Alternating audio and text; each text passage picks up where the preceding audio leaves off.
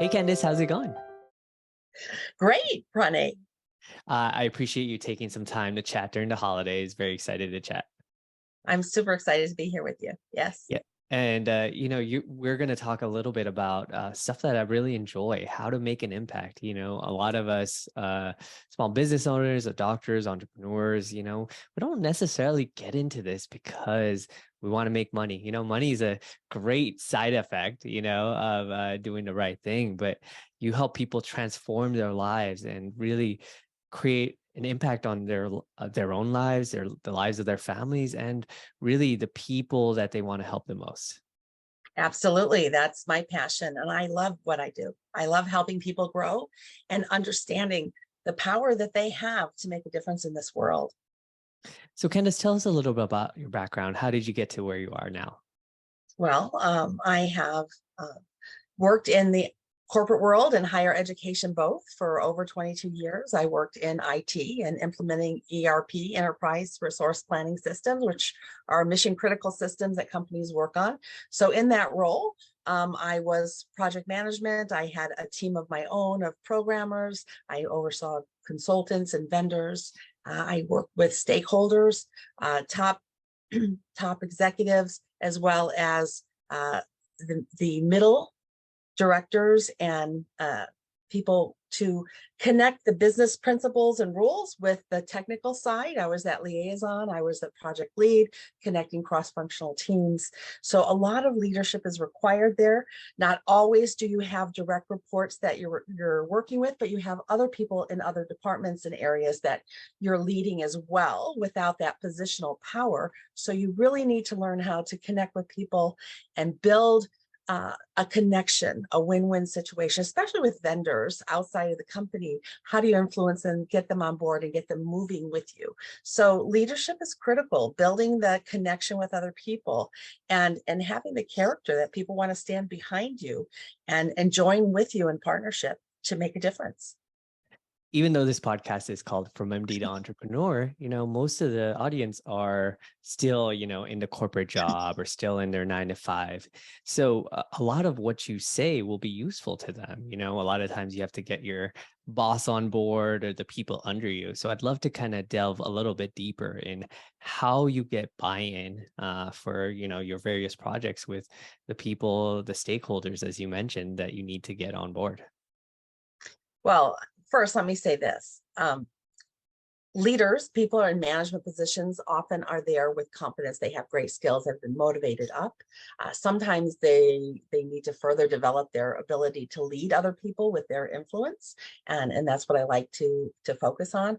But I want to also point out, as you mentioned, for your audience, that there may be people who are maybe not yet in a leadership role. It is possible to lead from the middle, right?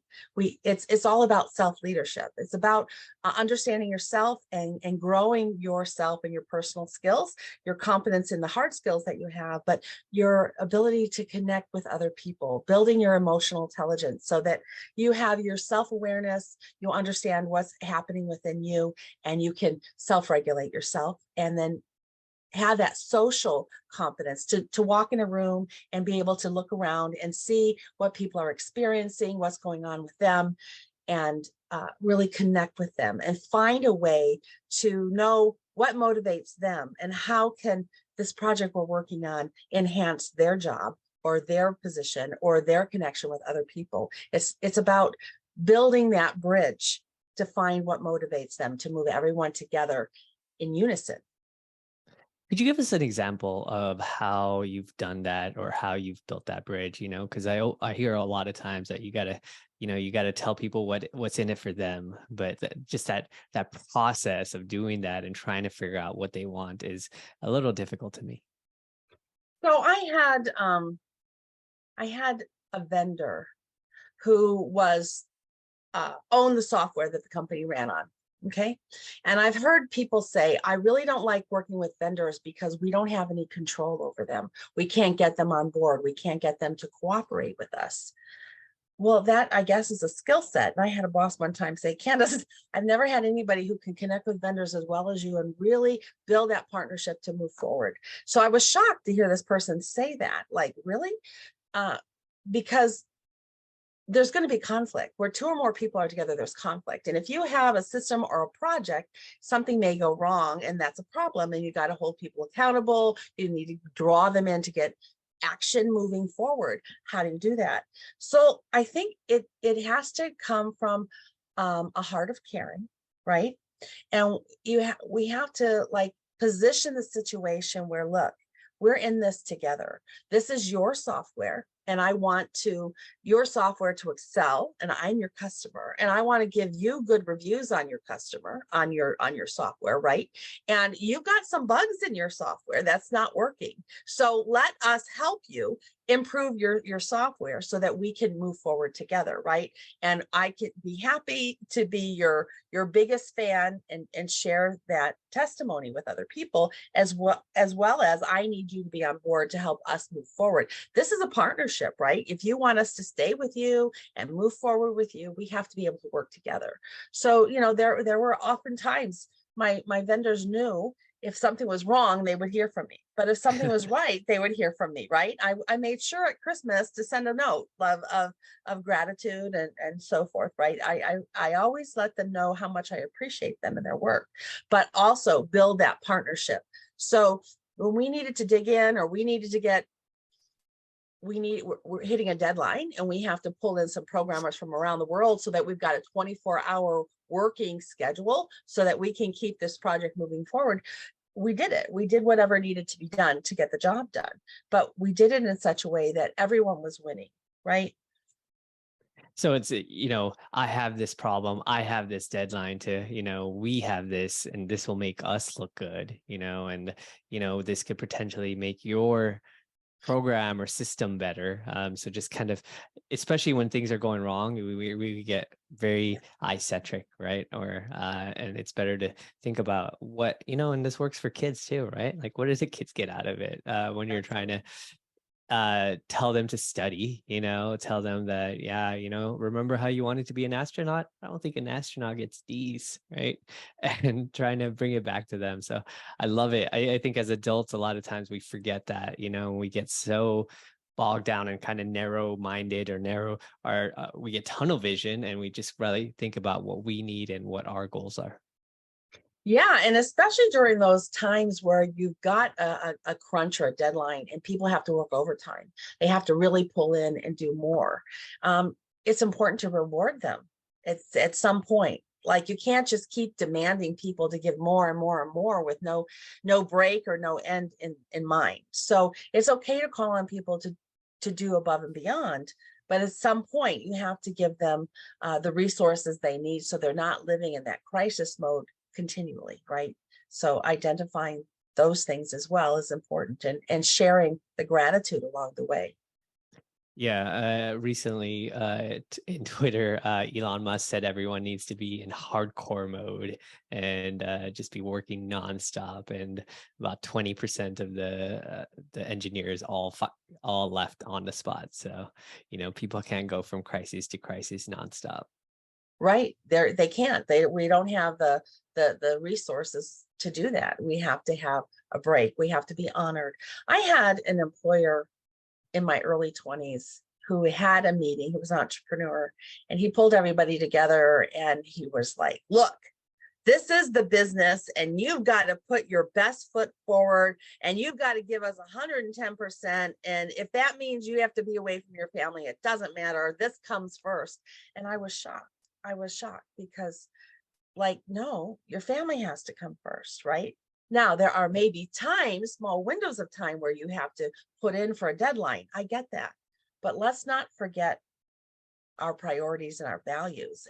And I guess that is something that has to be addressed. What is the values that the owner of the business has and the leadership team has? And what is the culture that they're creating in the company? And are their decisions and their actions and their policies in alignment with those values? And then as they're hiring people and training people, they need to keep those values in mind, right? That's what's really critical. Otherwise, we may be saying one thing and living something different. And that doesn't create trust. That doesn't create connection with your people. It doesn't motivate anyone. It causes discomfort and kind of chaos. One of the other things that people have to do is they have to manage up. So maybe they have a Oh, boss that doesn't have the leadership skills, and I find that people they get promoted till they become in their foci of incompetence. So you keep getting promoted until you start not being promotable. And so a lot of people, especially middle managers, are stuck in that spot. Maybe they were really good at what they did before, but they don't necessarily have management skills. So what are some techniques that you've coached people to manage up? managing up is a great tool, is very important. Um, there are things that we need done, and we don't have the resources to get them done, right? And that's the time that we need to manage up. That's when we need to assign something to our bosses who have the empowerment to make that change or remove that roadblock. And it really is just as simple as that. I think what I like to coach my clients on is when they're having one-on-one meetings, that as a leader or a manager, and there is a difference between management and leadership. But as a manager, we're managing processes and people and workflows, right? It's very operational. And the leadership side of it is more about influence people, giving them that vision, keeping them on track, inspiring them, making sure their needs are met, the roadblocks are removed, and they're given the resources they need to get the job done. And they're empowered to make the decisions that they need to do to get them done, right? So ideally they go hand in hand, but there's crossover, there are different skill sets.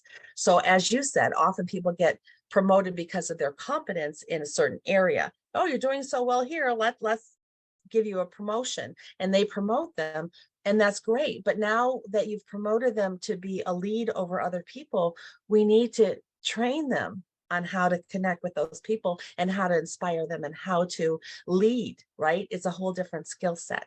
And that's what I like to do, is help people learn to lead. And so when they're having their one-on-ones with their staff, and hopefully they are having one-on-ones or they're having team meetings, but when they're having those meetings, there's really three questions. What are you focusing on, right? What are the successes you've had this week? What are the roadblocks you're encountering, so that I can help you remove those roadblocks to keep you moving forward, right? And what do you need from me? And this is their opportunity to manage up, right? And if their leader isn't having those one-on-one meetings with you or giving you those three questions, that's really all you really need to really move things forward with your one-on-ones and keep them on track.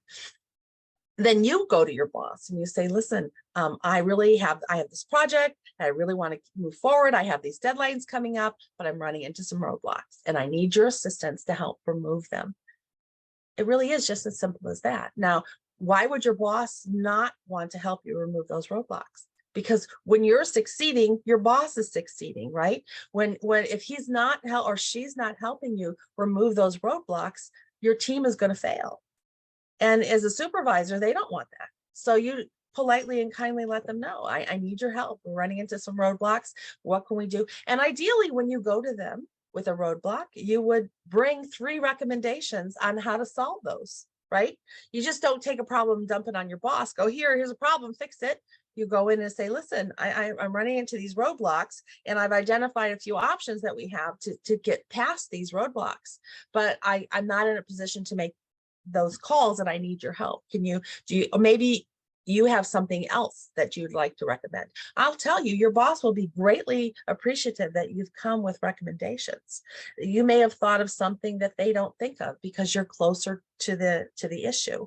And then they have the ability to support you in that role. And or they say, great, those were 3 things, but you know what, I just thought of something else. Because when 2 or more people come together and they're brainstorming, synergy happens, and together we come up with better ideas than we do on our own. And if you're looking to advance your career, and you approach your business or your projects in this manner, you will be notified, you will be recognized, you will be promoted eventually, because too many people are just mediocre. They're just coming in and barely doing what it needs to be done. So identifying and stepping a step above is a powerful way to be recognized. as an employee, or at least a past employee, a lot of times I would gauge how great a company was if they listened to their frontline employees. So a lot of times I, as a frontline doctor, would see an issue and be like, hey, here's a way that I think we could fix this. And if I see the same problem 6 months later, I'm like, yeah, maybe this isn't that great of a place to work at. And at least have it acknowledged. Everyone has different priorities. Maybe this one wasn't a priority, but have it acknowledged. And I find that the people that are really working on the front lines, they see it, right? They see it on a daily basis of what's going on. And I think that's so important. And the reason why, if nothing else, if you're just talking to people directly under you and they're talking to people under them, like that's just going to make an organization that's just so quicker to respond to things that go wrong or go right.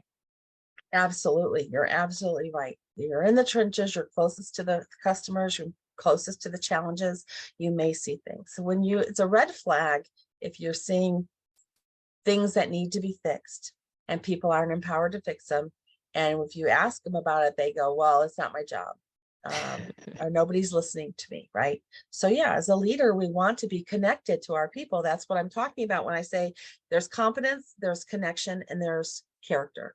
All three of those are part of leadership, right? And it's great to be competent in your skill set. You need to be, right? You need to have had some successes, but it's really important that you learn how to connect with your people, how to listen to your people, how to hear what's happening and encourage your people to speak up, right? Your people should be comfortable with you enough to be able to say, there's some things that we can improve, right?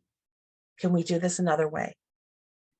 I think directly a corollary to that is what you incentivize, right? So if the person that's breaking all the rules is the one that gets the bonus, or for example, as you were talking earlier about the one that gives 110%, if the salesperson or whoever that's working nights, working weekends, maybe they're single, they don't have a family, that's the person that gets paid the most, then subconsciously or indirectly you're going to encourage that behavior, right? Because the people that have a family, they're just not going to be able to keep up. And that's fine if that's one of your values, but if spending time with your family, work-life balance is a value of yours, you're encouraging or incentivizing the wrong thing. Well, I also want to point out a lot of businesses are focusing on sales, and the sales are what brings in the income. Therefore, the salespeople get all the recognition, the glory, and the biggest bonuses, the biggest pays often. But let's not forget who supports those salespeople. They wouldn't be successful if they didn't have the team behind them. Let's remember that every level of your business is driven by people, whether it's the front end customer service, whether it's the people who are doing the marketing, or the inside salesperson who's setting up all the appointments for those outside salespeople who are closing the sales, right? What about the people who are fulfilling the services or greeting your patients when they come in, and are there on the line for the surgeries and the daily operations, right? The janitors that come in and clean your office and all the tools and things, everything is driven by people, right? And it's not just one function, because it takes all of us working together as a team for that success. So I think, as you say, it's important to recognize the contributions of the other people. What do they bring to the table? Are they being recognized? It's you get success on what you measure, right? And I think too many times some of the other functions are missed, right? That they're not actually acknowledged, the power that they have or the value they bring to the table. And it takes everyone to be able to communicate well. So I like to develop leadership that cares, and that cares is my framework of communication, right? To be able to connect and communicate, the attitude that people have with each other and themselves, relationships and retention of those employees, the retention of vendors, retention of customers, emotional intelligence, equipping your team with emotional intelligence and your own personal growth. And then, of course, the sales enablement, because all of those is what's required for success. Retention is a big issue right now. It's a seller's market in terms of finding employees.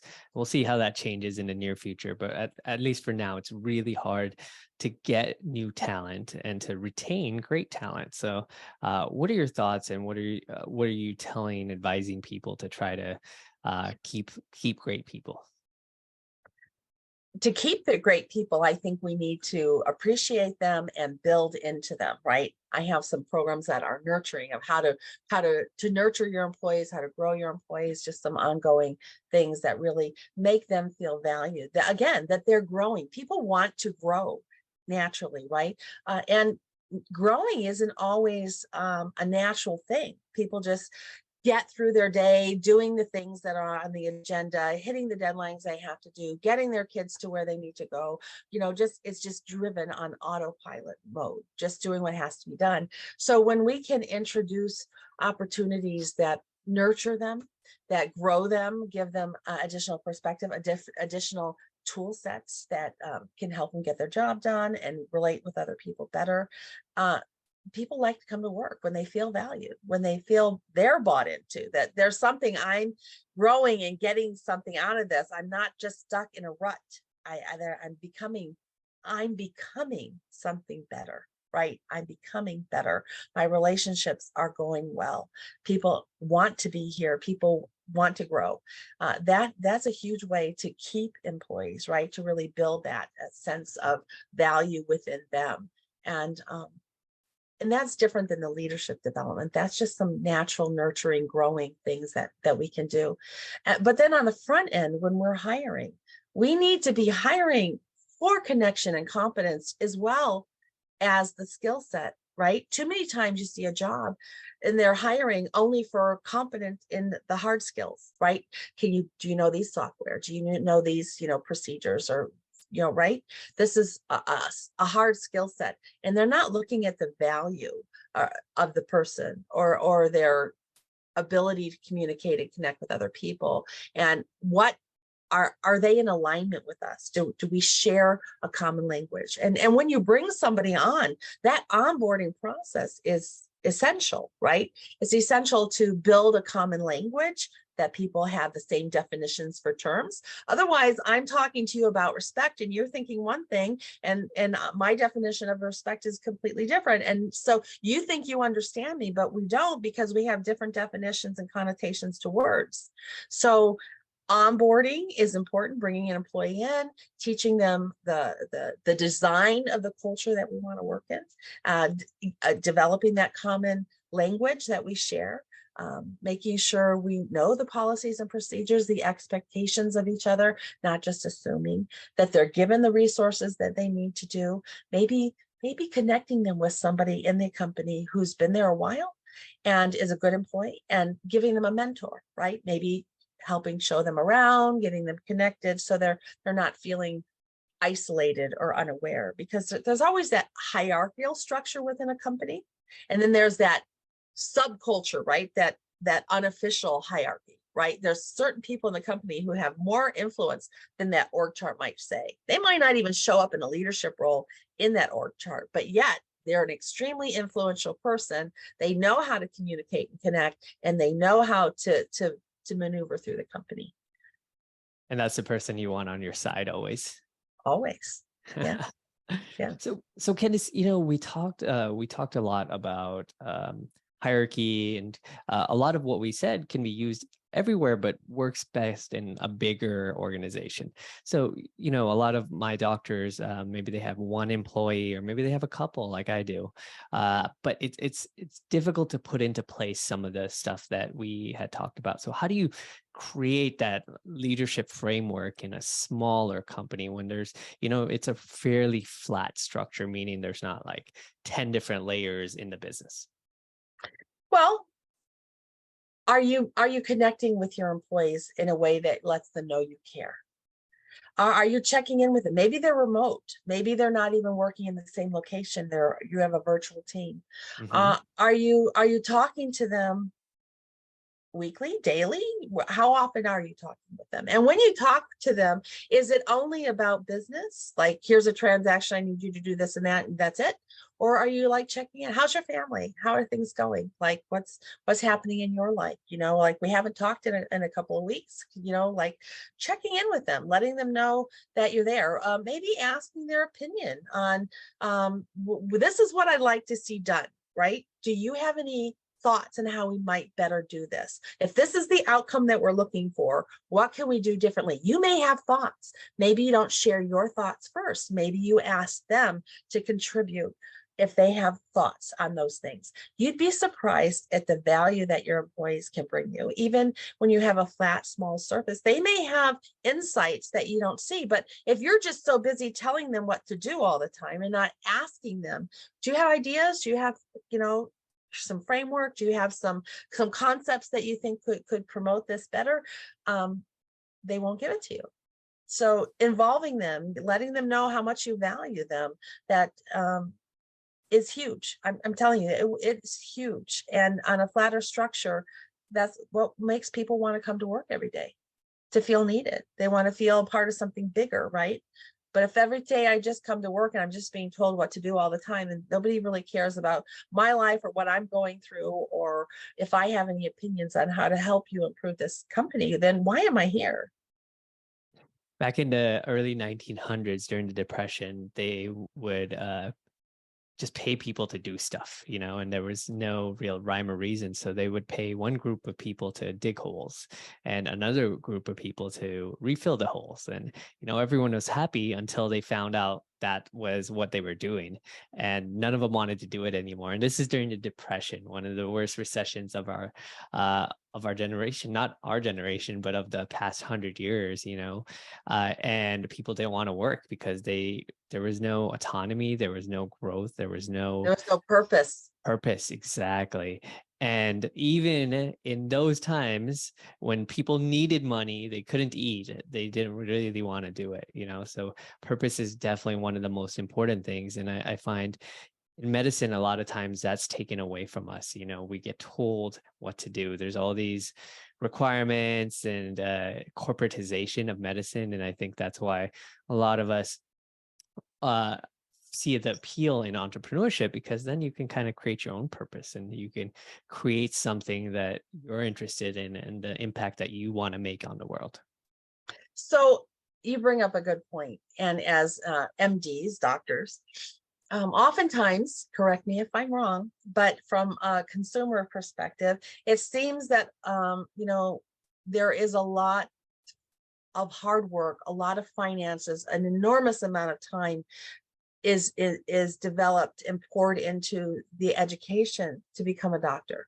And great respect to each person who's done that, yourself as well. You become a doctor, that's a lot you've invested in. But from your patient's perspective, are you taking the time to connect with them, to let them know that you value them as a person? Have you gone through school and gotten to become a doctor so much that you're just kind of following the procedures and the pharmaceuticals recommendation on these are symptoms, here's the meds? Or are you taking the time to connect with them and maybe a little bit more holistic approach to your medicine, to your approach with your patients, right? Because again, the same thing. This is your practice. This is your business. You obviously went in to become a doctor, hopefully because you cared about people, or maybe you went in because you thought it'd be a lot of money. I don't know, but your patients become your product, right? That's your service. What is the condition of the health of your patients, and that's if it could be more holistic. Maybe you're only focusing on statistics and one patient, but maybe it's something to consider about how are your patients doing emotionally in connection with this disease that they're facing, or this sickness that they're handling. Because really, people only come to a doctor when they're sick. They don't usually come when they're well, right? Yeah, it's unfortunate that in a lot of medicine we don't necessarily have the time to do that.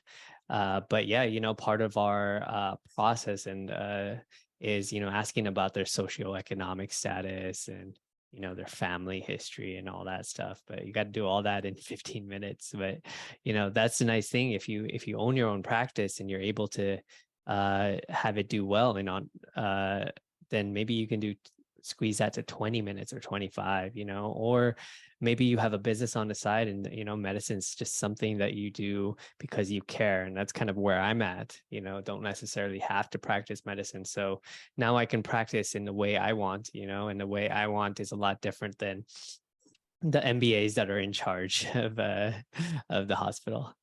So it is hard, and I can see that if you're working in a hospital or some kind of medical practice, and you're only allotted so many minutes with each customer. But is it possible to give some thought into some phrases or some key questions that could convey that you care and extract a little bit of information, or put some thought into it ahead of time so that you can convey this across in a short amount of time?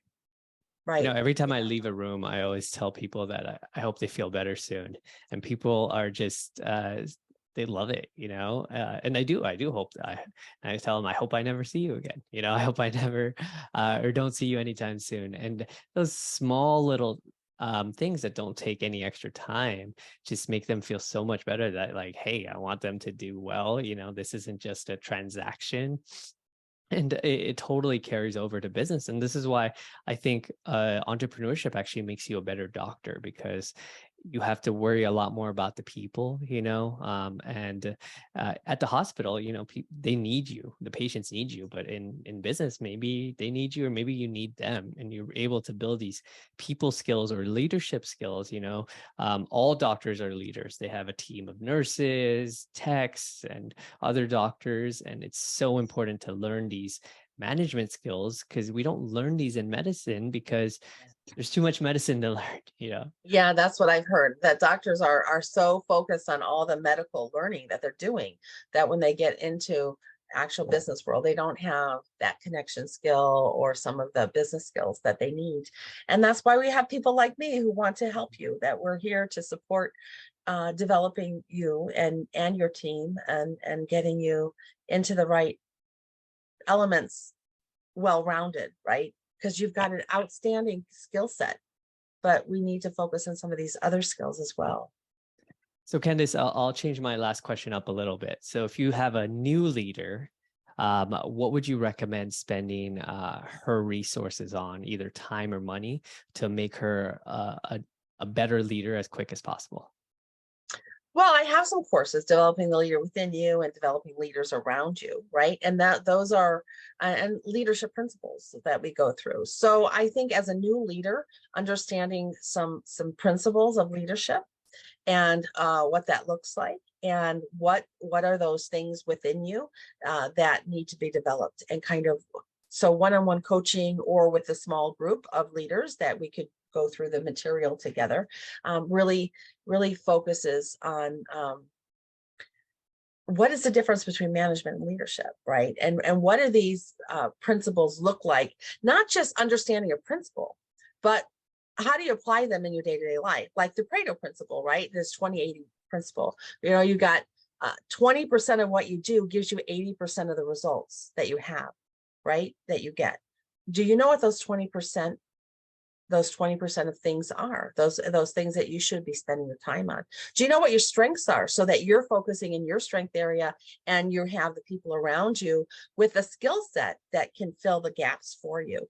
Those are some basic things that will take you a very long way, but you have to identify them. You have to identify maybe your communication style and the style of your team members, because you could clash. You could have a lot of personality conflicts just because you don't understand each other, that your perspectives are a little different, and how you want to connect and relate with them. Maybe you adjust your personality style. Those are some basic things that you can do right away, that I'd love to help you with. Yeah. Awesome, Candace. And if people want to reach out to you, maybe take one of your programs, where would be the best place to send them?